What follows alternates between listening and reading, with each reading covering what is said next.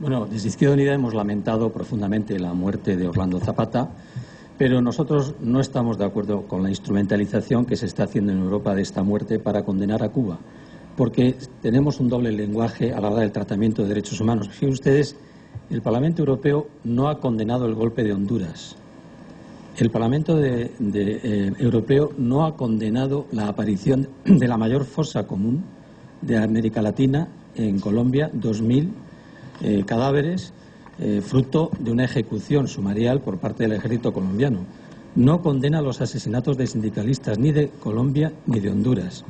No condena las agresiones con Israel y no solamente no condena, sino que le da un tratamiento de asociación. Sí. Bueno, yo quiero empezar con una pregunta. ¿Por qué un muerto en Cuba es más importante que 500 muertos en Honduras desde que se inició el golpe de Estado?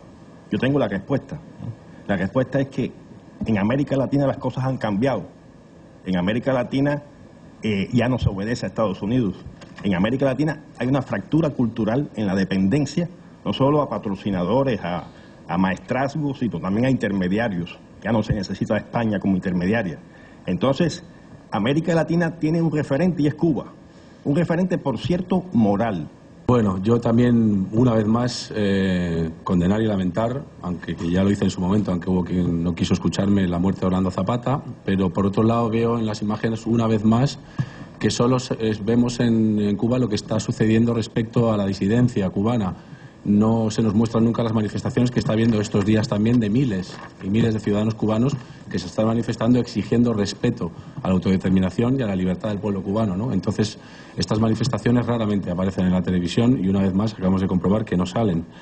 Por otro lado, no sé de dónde saca el señor Moraga los 206 presos políticos en Cuba. Amnistía Internacional reconoce a 26 exactamente, pero si continuamos leyendo unos párrafos más abajo, reconoce que todos estos señores y señoras que están en la cárcel han recibido cantidades millonarias de dinero de los Estados Unidos y de las asociaciones mafiosas de Miami para intentar desestabilizar al gobierno cubano. Esto en cualquier país del mundo supone muchos años de cárcel.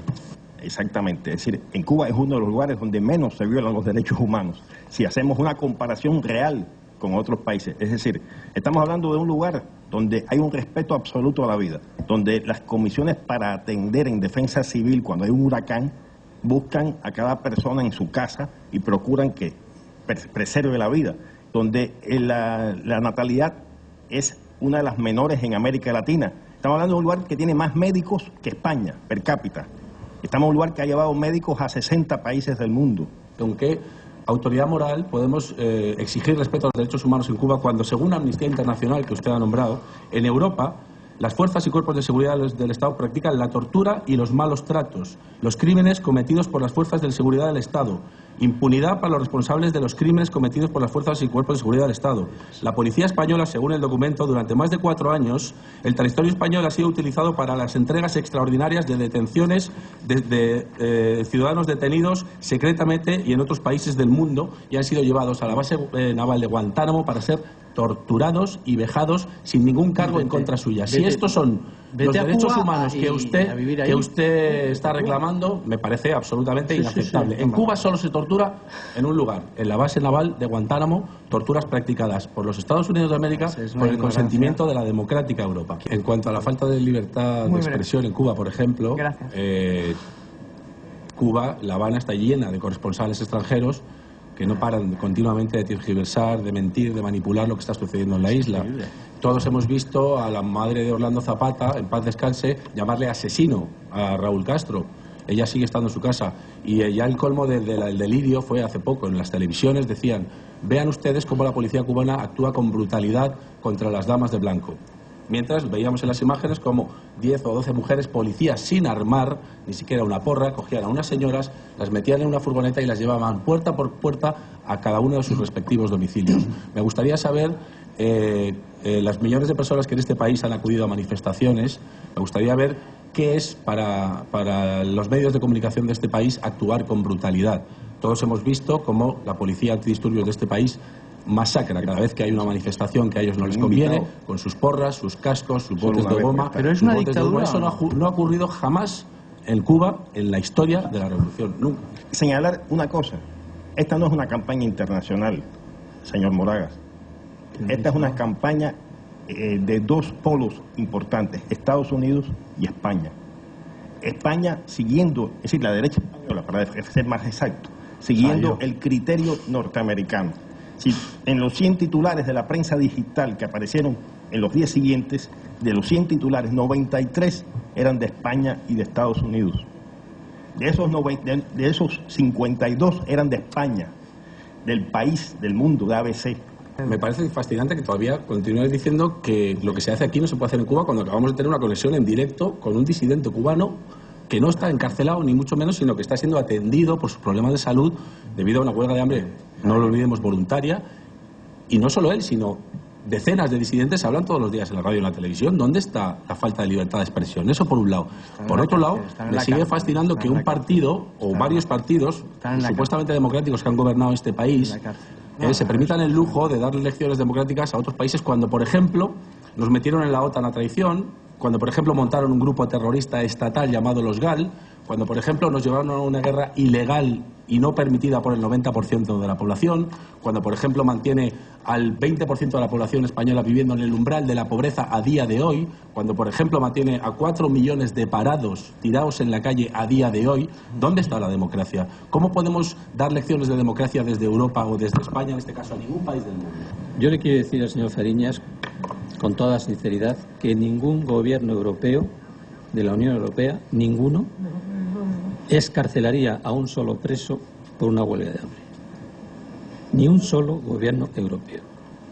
Dicho por los propios Estados Unidos, el bloqueo cubano, los objetivos del bloqueo cubano, a ver si lo encuentro por aquí, eran exactamente causar hambre, desesperación y el derrocamiento del gobierno cubano. Esto figura en un memorándum que se desclasificó en el 91 por parte del gobierno de los Estados Unidos. La ley Helms-Burton y la ley Torricelli entrega miles de millones de dólares cada año con nombres y apellidos a asociaciones cubanas, la mayor parte de ellas radicadas en Miami, que utilizan ese dinero solo y exclusivamente para derrocar al gobierno cubano, que no recordemos, hemos pasado una transición en España, efectivamente. Lo que pasa es que pasamos una transición de un gobierno fascista, dictatorial, en contra de la opinión del pueblo. En cambio, Cuba llevó a cabo una revolución con el apoyo general del pueblo cubano. Es una revolución que el pueblo en general en Cuba continúa apoyando y que en cualquier caso estoy de acuerdo contigo. Quien tendrá que hacer la transición, porque tendrán que hacerla, porque todos los estados del mundo tienen que ir evolucionando, Cuba también, la tendrán que hacer, estoy de acuerdo contigo, Pedro. Enrique Vieta. Yo creo que partimos de los presupuestos que nos ha puesto sobre la mesa la derecha. Y creo que uno de los problemas fundamentales que tenemos es que la izquierda ha perdido el rumbo. Es decir, la derecha ha llegado al extremo de decirnos cuál es la izquierda buena, cómo debe comportarse la izquierda, qué es lo políticamente correcto. No necesariamente porque ustedes opinen que existe un tipo de democracia que es la democracia, es esa la que necesariamente tenía que implantarse. Hay otras vías, Moraga, existen otras vías.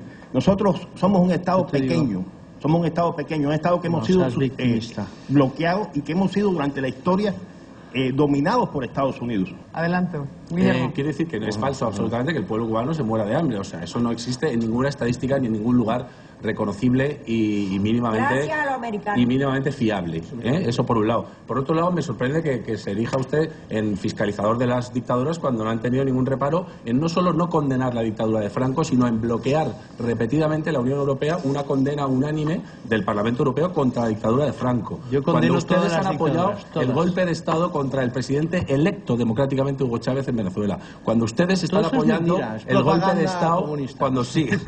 Propaganda con esos argumentos tan antiguos creo que no tiene usted ninguna opción. Y por otro lado, han apoyado y siguen apoyando y dan como válido al gobierno en Honduras en este momento, ¿no? Entonces, ¿con qué autoridad moral se erigen ustedes en perseguidores de dictadores cuando no han tenido ningún problema? Es más, muchos miembros de su partido han sido miembros activos de la dictadura franquista. Muchos miembros de su partido. Mira, yo quiero decir que según Naciones Unidas, el Banco Mundial, la Organización Mundial de la Salud y UNICEF elogian el sistema social de la República de Cuba, el único país del tercer mundo que alcanzó niveles de desarrollo humano comparable a países desarrollados.